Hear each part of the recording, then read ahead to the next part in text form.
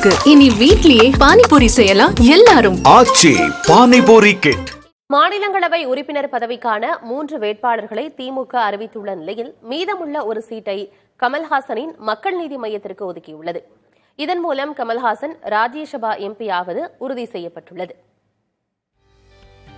தமிழ்நாட்டில் 6 மாநிலங்களவை உறுப்பினர்களுக்கான தேர்தல் ஜூன் 19ஆம் தேதி நடைபெற உள்ளது. அதன்படி 4 இடங்கள் திமுகவிற்கு கிடைக்கும் என்ற அடிப்படையில் மாநிலங்களவை உறுப்பினர் பதவிக்கு மூத்த வழக்கறிஞர் பி. வில்சன், என்.ஆர். சிவலிங்கம், கவிஞர் சல்மா ஆகியோரை வேட்பாளராக திமுக அறிவித்துள்ளது. இதில் பி. வில்சன் ஏற்கனவே கடந்த முறை திமுக சார்பில் மாநிலங்களவைக்கு அனுப்பப்பட்டவர். அது தவிர தமிழக அரசின் முக்கிய வழக்குகளுக்காக நீதிமன்றங்களில் அவர் ஆஜராகி வருகிறார்.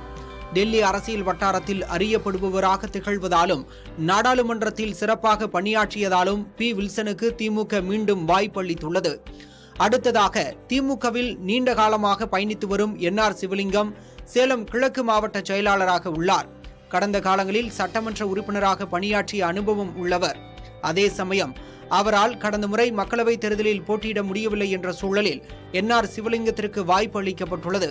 அதே சமயம் முன்னாள் அமைச்சர் பொன்முடியின் சமூகத்தைச் சேர்ந்தவர் என்பதாலும் அவரை அமைச்சரவையிலிருந்து நீக்கியதால் அச்சமூகத்திற்கான பிரதிநிதித்துவத்தை உணர்த்தும் வகையில் என்.ஆர். சிவலிங்கத்திற்கு வாய்ப்பு கொடுக்கப்பட்டிருக்கலாம் என கூறப்படுகிறது. மற்றொரு வேட்பாளராக அறிவிக்கப்பட்டுள்ள ரொக்கையா மலிக் என்கிற கவிஞர் சல்மா சிறுபான்மையின சமூகத்தைச் சேர்ந்தவர். தமிழ் இலக்கியம், அரசியல் உள்ளிட்டவற்றில் புலமை பெற்ற கவிஞர் சல்மா எளிய குடும்ப பின்னணி கொண்டவர். திமுக சார்பில் 2006 சட்டமன்ற தேர்தலில் போட்டியிட்டு தோல்வியடைந்தார். இஸ்லாமிய சமுதாயத்தைச் சேர்ந்தவருக்கு பிரதிநிதித்துவம் கொடுக்க வேண்டும் என்ற கோணத்தில் சல்மாவிற்கு திமுக வாய்ப்பளித்துள்ளது.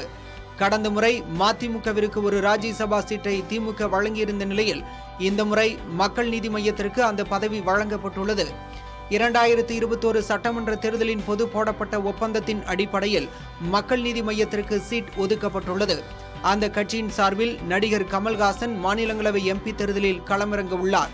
புதிய தலைமுறைக்காக செய்தியாளர் ரமேஷ். இனி வீட்லயே பானிபூரி செய்யலாம் எல்லாரும். ஆச்சி பானிபூரி கிட்.